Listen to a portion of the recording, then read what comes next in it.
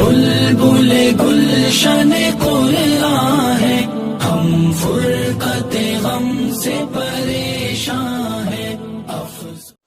السلام علیکم ورحمۃ اللہ وبرکاتہ۔ ناظرین کرام، استقبال ہے آپ کا ہمارے اس یوٹیوب چینل پر۔ ناظرین کرام، آج ایک نئے سبق کے ساتھ پھر آپ کے سامنے حاضر ہوئے ہیں۔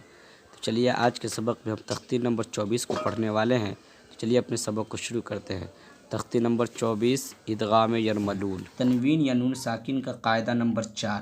تختی نمبر 9 کے اندر تنوین و نون ساکن کا قاعدہ نمبر 1 ہے، جس کے اندر اظہار کا بیان ہے۔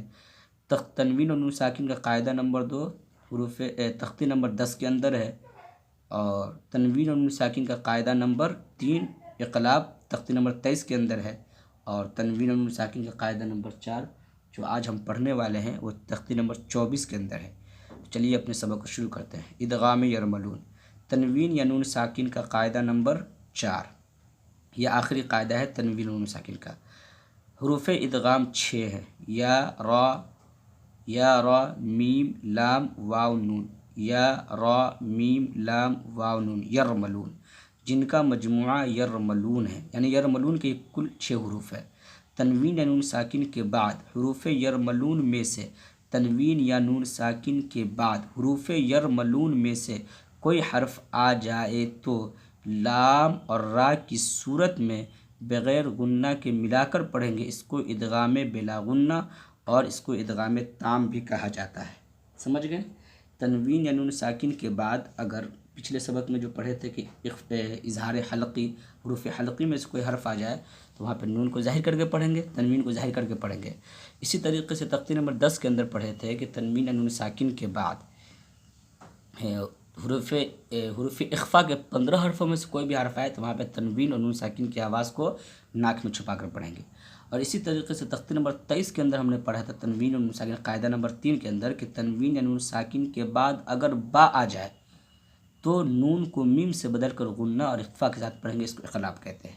اور آج کے سبق میں ہم نے یہ پڑھا ہے کہ تنوین یا نون ساکن کے بعد حروف یرملون کے 6 حرفوں میں سے کوئی بھی حرف آئے تو آ جائے تو لام اور را کی صورت میں، اور حرف کا تو نہیں بولا لیکن صرف لام اور را کی صورت میں، یعنی حروف یرملون میں سے تنوین نون ساکن کا را یا لام آ جائے تو وہاں پہ بغیر غنہ کے ملا کر پڑھیں گے۔ اس کو ادغام بلا غنہ اور ادغام تام بھی کہا جاتا ہے۔ تو چلیے اس سبق کا ہم مشق کرتے ہیں۔ یہاں پہ لکھا ہوا ہے ادغام را، محمد الرسول اللہ، دیکھیے 2 پیش تنوین کے بعد حروف یرملون کے 6 حرفوں میں سے را آ رہا ہے، اس لیے یہاں پہ غنہ نہیں ہوگا۔ محمد الرسول اللہ من ربک، نون ساکن کے بعد حروف یرملون میں سے را آیا ہے، من ربک غفور الرحیم عیشت الراضیہ۔ ادغام لام، من لدنہ، نون ساکن کے بعد حروف یرملون میں سے لام آیا ہے، یہاں پہ غنہ اخفا نہیں ہوگا۔ من لدنہ کل لہ یکل لہ رزقا لکم اف لکم من لبن۔ نیچے لکھا ہوا ہے تنوین یا نون ساکن کے بعد یرملون میں سے یا واو میم نون یعنی یومن، اس میں سے را اور لام کو ہٹا کر یومن بنایا ہے۔ یومن دوسرے کلمے میں آئے تو غنہ کے ساتھ ملا کے پڑھیں گے، اس کو ادغام مع الغنہ اور ادغام ناقص بھی کہتے ہیں۔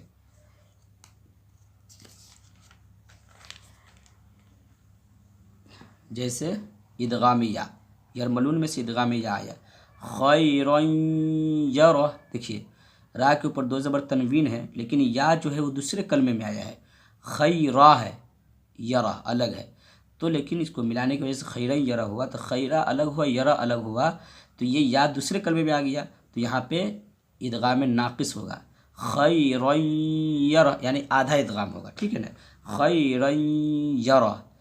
دیکھیے لقوم یوقنون، 2 زیر تنوین کے بعد حروف یرملون کے 6 حرفوں میں سے یہ آیا ہے تو یہاں پہ بھی ادغام ناقص ہوگا۔ اگر لام اور را ہوتا تو یہاں پہ ادغام غنہ یا اخفا کچھ بھی نہیں ہوتا، لیکن ان دونوں کے علاوہ اور حرف جو آئے گا تو وہاں پہ ادغام ناقص ہوگا، سمجھے، لیکن دوسرے کلمے میں ہوگا۔